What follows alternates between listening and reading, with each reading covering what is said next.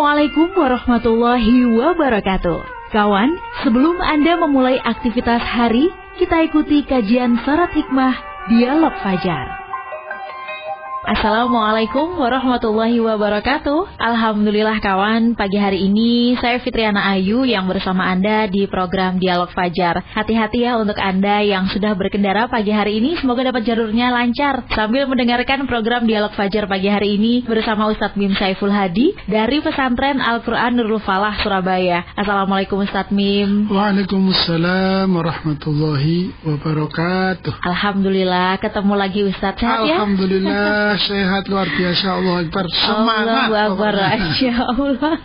Ingat beberapa waktu lalu kalau Ustadz Mim ngomong semangat tuh semangat pagi terus ya. Meskipun malam juga semangatnya pagi, begitu ya Ustadz ya. Benar.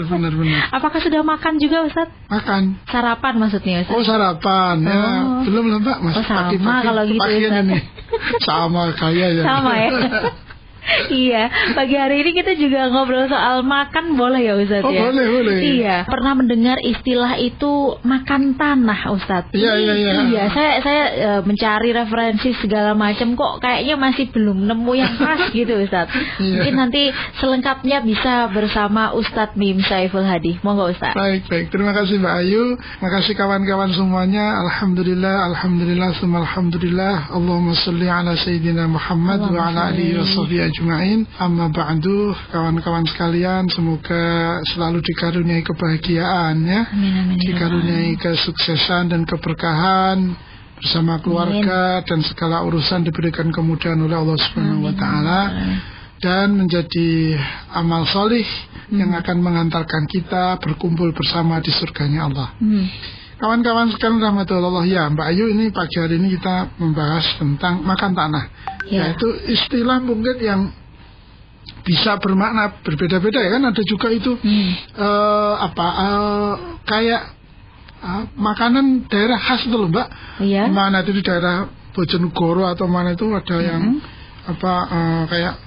kayak kerupuk tapi dari tanah itu ya. Oh. Nah, yang kita maksudkan pada pagi hari ini itu ya orang yang jual beli tanah, ukurannya itu tidak presisi ya. Jadi ada kesengajaan untuk dilebihkan ya. Toko beli tanah misalnya 300 meter persegi gitu ya. Nah, itu ukurannya tidak persis 300, bisa 320, bisa 350, bahkan bisa 380 meter persegi itu.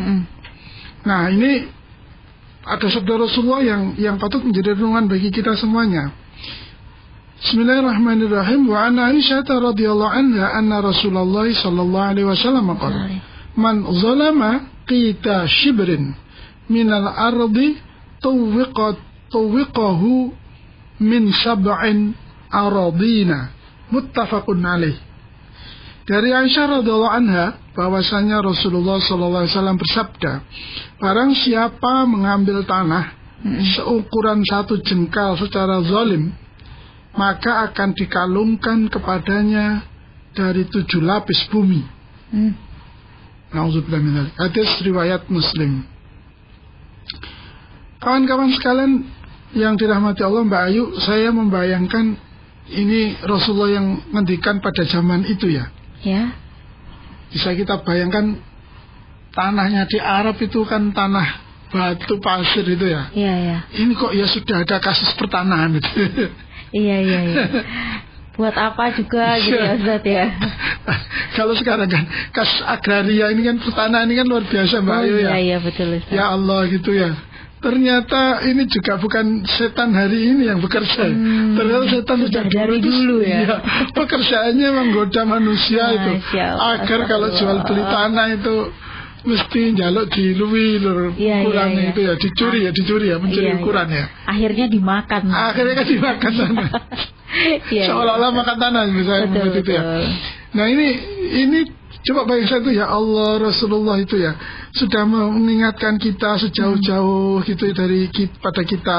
Praktiknya setan dari dulu sampai sekarang kalau orang urusan tanah itu mesti ukurannya itu tidak tepat, tidak presisi itu ya, mesti dimakan itu ya, makan tanahnya itu. melebihkan ukuran. Nah itu kan sudah jelas dilarang betul bahwa kalau tanah belinya 300 meter persegi, pastikan ukurannya 300 meter persegi. Jangan dilebih. Kamu dilebihkan 1 jengkal saja, hukumannya kan berat Pak Ayu. Dikalungi 7 bumi coba. Berarti kan harus bayangkan itu 7 bumi loh, seberapa besar, nggak mungkin. Artinya ini sisanya sangat pedih, tapi soro uripe lah, soro uripe. Lah kok malah ada 1 bidang tanah itu ada 1, 2, 3, 4, mungkin ada 5, nggak tahu berapa lagi sertifikat ya Mbak ya. Yang bahasa sekarang ini diklaim ini punyanya si A, ini diklaim punyanya si B gitu ya. Bahkan kapan hari itu saya punya kawan itu sudah mendiami di tempat itu. Di tempat itu beberapa puluh tahun sudah punya cucu. Itu tiba-tiba ada yang menggugat itu ya. Ya Allah, ini dari mana cerita itu?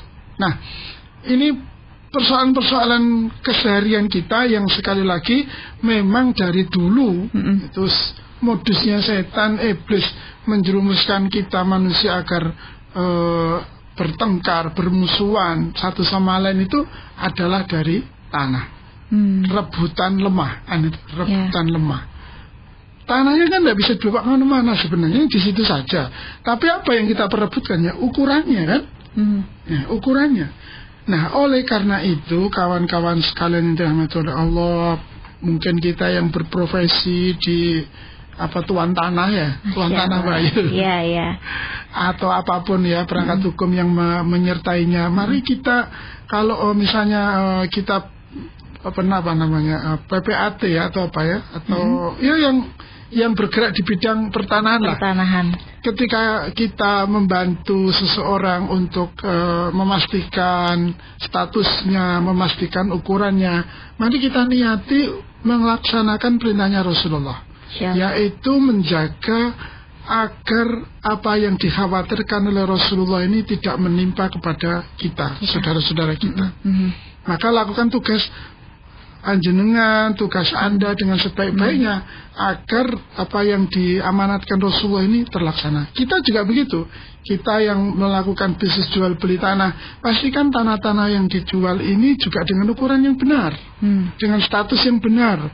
Jangan malah sebaliknya, karena nanti yang ikut kena kena status dosa gitu Mbak ya. Kan semuanya itu nanti penjualnya kena, kemudian yang memberikan legalisasi juga kena, kemudian yang menawarkan juga kena, itu ya brokernya juga kena. Semuanya nanti dimintai pertanggungjawaban oleh Allah.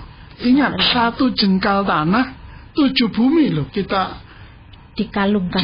Dikalungkan, gak cuma diuruk loh, dikalungi lemah coba. Ya Allah. Ini kan sangat berat. Jadi kalau kemudian ada orang dengan bangganya, ada orang dengan merasa puas ya, berhasil mengelabui, berhasil membohongi dalam bertransaksi urusan tanah itu, ya Allah berat sekali. Mending kalau saya yang bertransaksi, aku ngalah lah wis, monggo diambil saja itu ya. Wong 1 meter atau 2 meter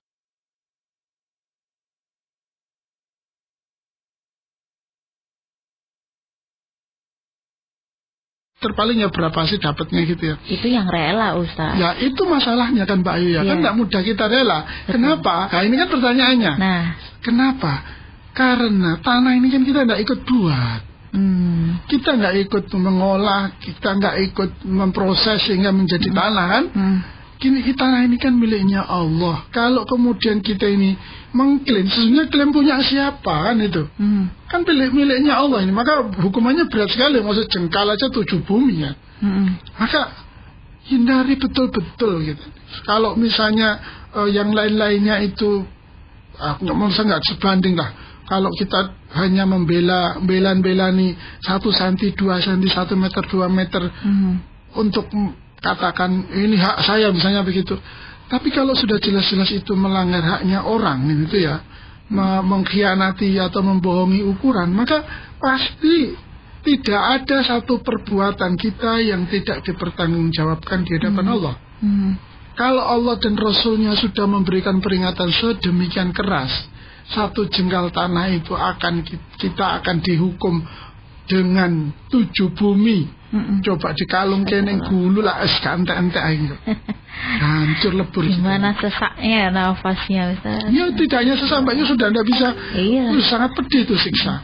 Maka dari itu kawan-kawan sekalian rahmatullah Allah, ayolah kita betul-betul menjaga agar syariat tuntunan Nabi kita yang mulia ini kita laksanakan.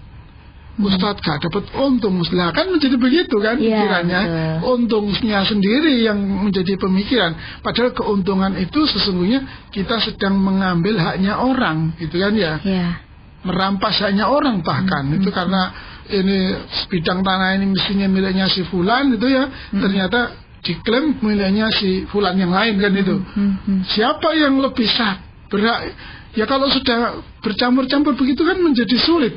Menurut kita, tapi secara hakikat kan tidak sulit. Itu tanahnya siapa miliknya kan sudah catatannya sudah jelas itu di dokumen di mana terserah, dokumen di kelurahan atau di mana yang sesungguhnya menjadi induk jadi catatan itu. Tetapi sekali lagi ketika seseorang itu memang nawaitunya itu sudah mencuri tanah, bahasa saya tadi bahasa kita tadi itu makan tanah. Ya maka oleh Allah akan digerocok dengan tanah kan itu. Digerocok dengan sapol-pol wis yo emplon gitu. Nauzubillah min dzalik. Sebenarnya itu tanda ya Ustaz ya. Ketika kita kayak semacam naudzubillah ya Ustaz, dalam keadaan mungkin lupa kalau itu ternyata itu kita sedang makan tanah, tapi makin dipermudah padahal itu salah, itu sebenarnya tanda dari Allah. Tergantung kitanya mau mengambil atau berhenti atau tidak gitu ya Ustaz. Iya benar. Jadi memang ada satu pelanggaran yang oleh Allah tidak segera diberikan azab di dunia ya Mbak ya. Dienakkan digunggung ya, disanjung oleh Allah itu istidraj ya namanya dalam istilah kita. Nah, kalau sudah begitu kan malah sangat berat siksanya. Walaupun juga ada kisah-kisah orang-orang yang memang pekerjaannya suka makan tanah gitu ya. Ya maka dia ketika nanti mati juga akan ditolak oleh tanah misalnya gitu kan. Ya wallahu alam bisawab ya. Tetapi itu kan sebetulnya nasihat yang baik bagi kita agar kita tidak main-main dalam soal transaksi pertanahan, ukuran dan sebagainya itu. Mari kita pastikan dengan baik dan kita transaksikan secara legal. Jangan sampai tadi itu kita jangan sampai makan tanah karena Allah sudah mengancam dengan ancaman yang sangat berat. Ya semoga kita semua dilindungi oleh Allah dan diberikan kekuatan oleh Allah untuk melakukan perbuatan-perbuatan baik sekalipun itu berat. Amin ya Allah. Itu berat, ya. Betul, terima kasih. Mencontoh Rasulullah gitu ya Ustaz ya. Makan tuh makan buah-buahan, sayur-sayuran. Mungkin sesudah ini ya Ustaz ya. Jangan makan tanah. Betul. Alhamdulillah diingatkan oleh Ustadz Mim kembali, semoga bermanfaat untuk kita semua. Dan saya Fitriana Ayu bersama Ustadz Mim Saiful Hadi pamit kawan. Wassalamualaikum warahmatullahi wabarakatuh. Waalaikumsalam warahmatullahi wabarakatuh.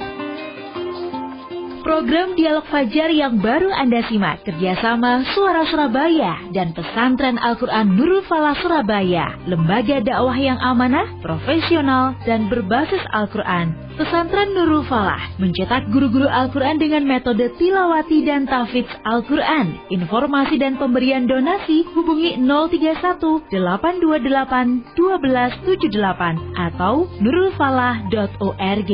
Wassalamualaikum warahmatullahi wabarakatuh.